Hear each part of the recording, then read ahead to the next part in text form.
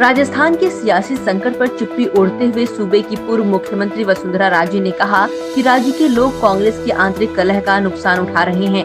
अपने ट्वीट में उन्होंने आगे लिखा कि ऐसे समय में जब हमारे प्रदेश में कोरोना से 500 से ज्यादा मौतें हो चुकी हैं और करीब 28,000 लोग कोरोना पॉजिटिव हैं, ऐसे समय में जब टिड्डी हमारे किसानों के खेतों पर लगातार हमले कर रही है, ऐसे समय में जब हमारी महिलाओं के खिलाफ अपराध ने सीमाएं लांघ दी है, प्रदेश में बिजली समस्या चरम पर है और कांग्रेस बीजेपी पर दोष मढ़ने का काम कर रही है। राज्य का ये बयान इसलिए भी महत्वपूर्ण है क्योंकि प्रदेश में विधायकों की खरीद फरोख्त के पीछे कथित रूप से बीजेपी का नाम भी सामने आया है और शनिवार को ही राज्य के करीबी नेता ने चुनी हुई सरकार को गिराने की कोशिश को अनैतिक बताया था।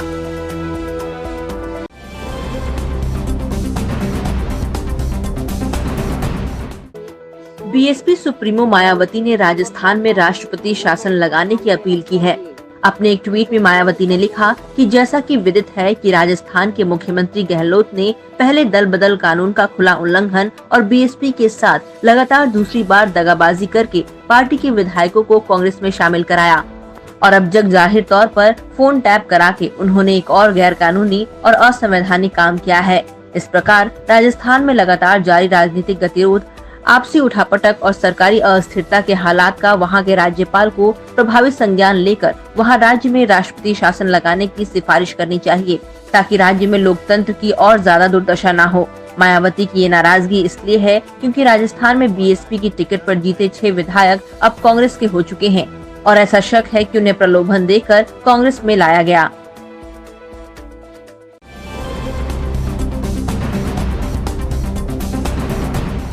राजस्थान में राजनीतिक कलह के बीच विधायकों की खरीद फरोख्त के मामले में राजस्थान पुलिस हरियाणा स्थित मानेसर पहुंची।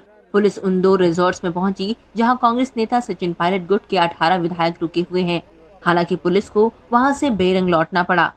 वहां कोई भी बागी विधायक पुलिस को नहीं मिला। एसओजी ने दावा किया है कि हरियाणा पुलिस ने इस मामले में उसका सहयोग नहीं किया। वहीं इस मामले में राजस्थान कांग्रेस के अध्यक्ष गोविंद सिंह डोटासरा ने प्रेस कॉन्फ्रेंस कर बीजेपी को आड़े हाथों लिया।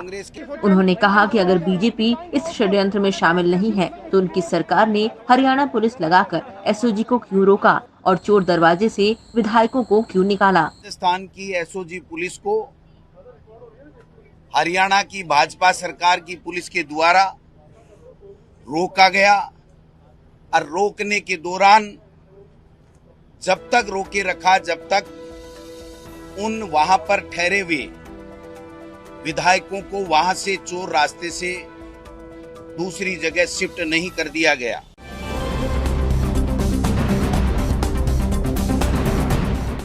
देश में बने कोविड-19 टीके कोवैक्सीन का ह्यूमन ट्रायल शुरू हो गया है।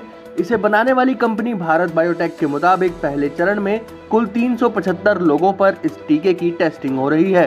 देश के अलग अलग 12 अस्पतालों में यह टेस्टिंग चल रही है। जिन अस्पतालों में ये टेस्टिंग हो रही है उनमें AIIMS Delhi, AIIMS Patna, king George अस्पताल विशाखापट्टनम, बीडी शर्मा अस्पताल रोहतक, जीवन रेखा अस्पताल बेलगाम, गिल्लूरकम अस्पताल नागपुर, राणा अस्पताल गोरखपुर, एसआरएम अस्पताल Chennai, Nizam institute of medical sciences Hyderabad, Kalinga अस्पताल भुवनेश्वर और प्रखर अस्पताल कानपुर के अलावा गोवा का भी एक अस्पताल शामिल है। फर्स्ट फेज के ट्रायल में सिर्फ यह देखा जाएगा कि जिन लोगों को दवा दी जा रही है उनके शरीर में इसका कोई साइड इफेक्ट तो नहीं है। ट्रायल के दूसरे फेज में यह पता किया जाएगा कि यह टीका कोरोना के लिए फायदेमंद है या नहीं।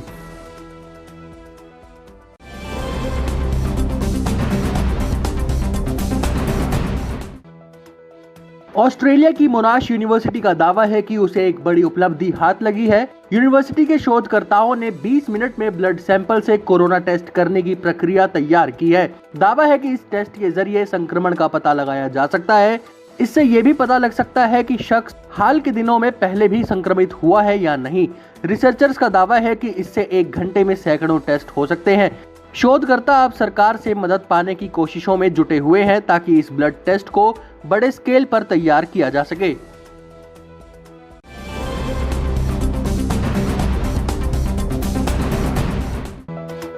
कोरोना वायरस वक्त के साथ साथ तेजी से फैलता जा रहा है। 18 जुलाई यानी शनिवार तक दुनिया में कोरोना मामलों की कुल संख्या 1,40,00,000 को पार कर गई है। लेकिन आपको जानकर ये हैरानी होगी कि दुनिया भर में 10 लाख कोरोना के मामले आने में 100 घंटे से भी कम समय लगा। अमेरिका, ब्राजील और भारत में कोरोना के केस में तेजी से इजाफा हो रहा है। 4 दिनों में दुनिया में कितने बढ़े केस?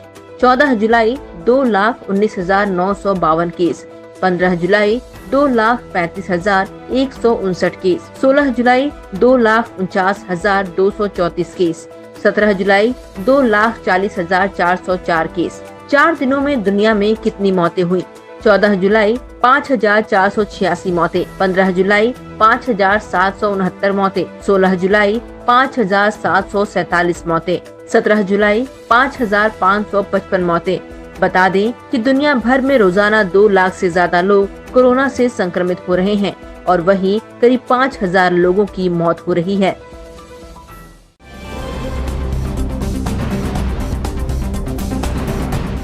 देश में कोरोना संक्रमण के बढ़ते आंकड़ों के बीच कोलकाता से दिल्ली, चेन्नई, अहमदाबाद, मुंबई, पुणे और नागपुर की सीधी उड़ानों पर लगे बैन को 31 जुलाई तक के लिए बढ़ा दिया गया है। तब तक कोलकाता के इन शहरों से कोई उड़ान नहीं भरी जाएगी। इससे पहले ये बैन 6 जुलाई से 19 जुलाई तक लगाया गया था। कोलकाता हवाई अड्डे के निदेशक के मुताबिक उन्होंने ये फैसला कोरोना को ध्यान में रखते हुए पश्चिम बंगाल सरकार की सिफारिश पर लिया है। आपको बता दें कि जिन शहरों के लिए फ्लाइट्स को रोका गया है वो देश में कोरोना से सबसे ज्यादा प्रभावित शहरों में से हैं। कोलकाता में भी लगातार कोरोना के मामले सामने आ रहे हैं। हालांकि इसकी स्थिति दिल्ली, मुंबई, चेन्नई और अहमदाबाद के मुकाबले काफी बेहतर है।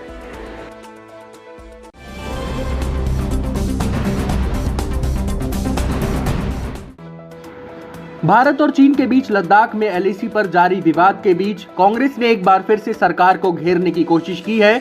कांग्रेस नेता पी चिदम्बरम ने कहा है कि रक्षा मंत्री राजनाथ सिंह का दावा है कि भारत की 1 इंच जमीन पर भी किसी का कब्जा नहीं है, यह महज बयानबाजी है। चिदम्बरम ने कहा कि एलएसी के भारतीय क्षेत्र में 1.5 किलोमीटर अंदर तक चीनी सैनिक मौजूद है।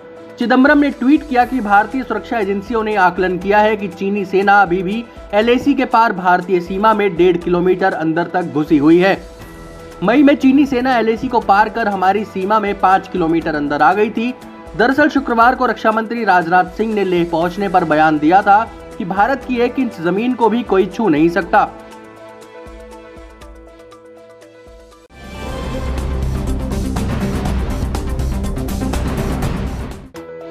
जम्मू कश्मीर की प्रशासनिक परिषद ने एक अति महत्वपूर्ण फैसला लेते हुए राज्य में चुने जाने वाले सभी पंचों, ब्लॉक डेवलपमेंट काउंसिल के चेयरमैन और स्थानीय निकाय के चुने हुए सदस्यों को प्रत्येक व्यक्ति 25 लाख रुपए का जीवन बीमा कवर देने का निर्णय लिया है।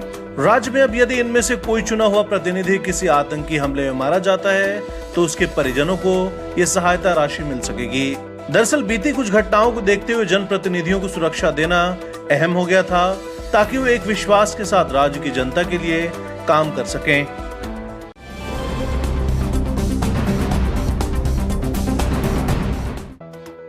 राजस्थान की सियासत में विधायकों के कथित खरीद फरोख्त से जुड़े ऑडियो क्लिप को लेकर घमासान मचा हुआ है। शुक्रवार तक खामोश रही बीजेपी ने अब इस पूरे मुद्दे को लेकर सीबीआई जांच की मांग की है। बीजेपी प्रवक्ता संबित पात्रा ने बकायदा प्रेस कॉन्फ्रेंस कर ये तो मांग रखी ही, साथ ही कांग्रेस से 6 सवाल भी पूछे। संबित पात्रा ने राजस्थान सरकार से पूछा कि अगर फोन टैपिंग की गई तो क्या एसओपी फॉलो किया गया? फोन टैप किया तो क्या ये संवेदनशील मुद्दा नहीं है? क्या सभी राजनीतिक पार्टी के सभी लोगों के साथ इस प्रकार का व्यवहार किया जा रहा है? क्या फोन टैपिंग को लेकर कानूनी तरीके अपनाए गए? पात्रा ने कहा कि हम राजस्थान में कांग्रेस का राजनीतिक ड्रामा देख रहे हैं। यहाँ षड्यंत्र, झूठ, फरेब और कानून को ताक पर रखकर काम किया जा रहा है। बता दें कि कांग्रेस ने कथित ऑडियो टेप में केंद्रीय मंत्री गजेंद्र सिंह शेखावत की आवाज होने का दावा किया है और उनके खिलाफ देशद्रोह का केस दर्ज कराया है।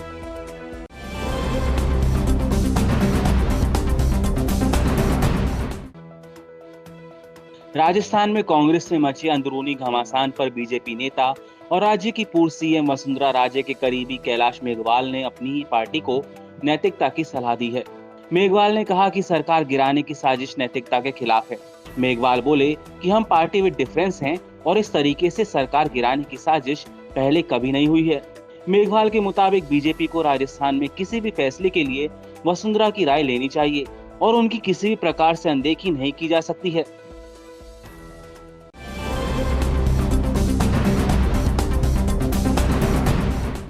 ये जो कोरोनिल है, योग गुरु रामदेव ने जब से कोरोनिल लॉन्च की है तभी से वो विवादों में है। अब पतंजलि आयुर्वेद लिमिटेड की दवा कोरोनिल को मद्रास हाईकोर्ट से झटका लगा है।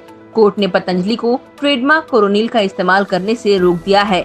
दरअसल चेन्नई की कंपनी अरुद्रा इंजीनियरिंग लिमिटेड की अर्जी पर 30 जुलाई तक के लिए ये अंतरिम आदेश जारी किया गया। अरुद्रा इंजीनियरिंग लिमिटेड का दावा है कि उन्होंने 1993 में कोरोनिल 213 SPL और कोरोनिल 92B का पंजीकरण कराया था और तब से लगातार इस ट्रेडमार्क को रिन्यू कराती रही है। लिहाजा इसका नाम कोई और कंपनी नहीं रख सकती।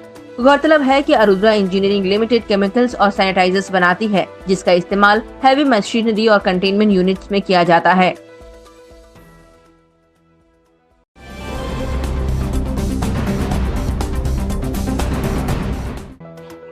पश्चिम बंगाल बीजेपी के मुखिया दिलीप घोष अक्सर कुछ अटपटा बयान देकर सुर्खियों में बने रहते हैं। दिलीप घोष ने कहा कि गोमूत्र पीने से कोरोना से बचा जा सकता है।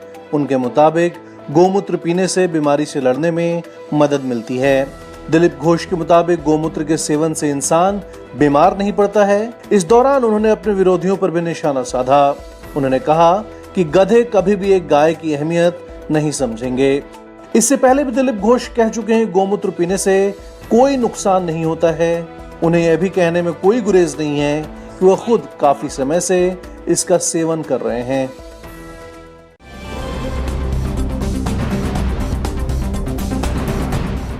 असम के बाढ़ पीड़ितों के लिए भारतीय खेलों से सपोर्ट बेशक न देखने को मिल रहा हो, लेकिन इंग्लैंड के बड़े फुटबॉल क्लब आर्सेनल का साथ उन्हें जरूर मिला है। आर्सेनल ने एक 30 से भी कम सेकंड का वीडियो जारी किया है, जिसमें उन्होंने असम के बाढ़ पीड़ितों के लिए अंग्रेजी और असमिया भाषा में ये संदेश दिया है कि वो उनके साथ खड़े हैं। बता दें कि भारत के इस नॉर्थ ईस्टर्न स्टेट में फुटबॉल और प्रीमियर लीग में खेलने वाली टीम आर्सेनल को लेकर जबरदस्त दीवानगी है। यही वजह है कि आज अपने कुछ फैंस को संकट में पाकर आर्सेनल उनके साथ खड़ा है।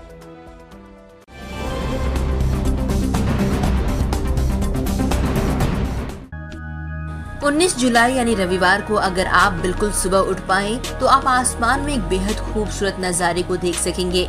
सी नेट के मुताबिक अगर आप सूर्योदय से 45 मिनट पहले उठकर आसमान को देखेंगे तो आप एक साथ 5 ग्रह बुध, शुक्र, मंगल, बृहस्पति, शनि और इसके साथ साथ चांद को देख सकेंगे। खास बात यह है कि इन्हें देखने के लिए आपको किसी टेलीस्कोप की भी जरूरत नहीं पड़ेगी। खगोल शास्त्री जेफरी हंट के मुताबिक ये नजारा सूर्योदय से करीब 1 घंटा पहले दिखेगा। ईस्ट नॉर्थ ईस्ट से लेकर साउथ वेस्ट में इस नजारे को देखा जा सकेगा। इस अनुभव को और बेहतर बनाने और सही दिशा खोजने के लिए आप कई ऐप्स का भी इस्तेमाल कर सकते हैं। इनमें से एक गूगल स्काई भी है। ऐसा नजारा अब ठीक 2 साल बाद ही दिखेगा।